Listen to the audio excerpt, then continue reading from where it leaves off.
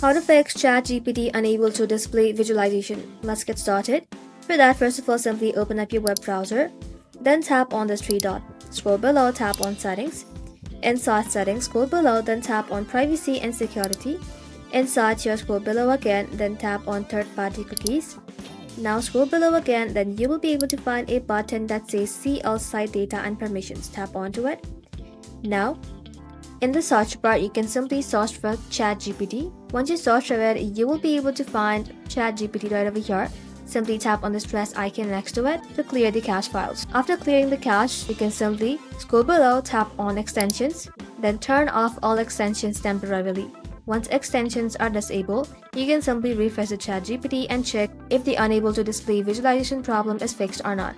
If not, you can simply try opening ChatGPT in a different browser. That is how you can fix the ChatGPT unable to display visualization problem. Thank you all for watching. If this video was helpful, consider subscribing to our channel and liking this video.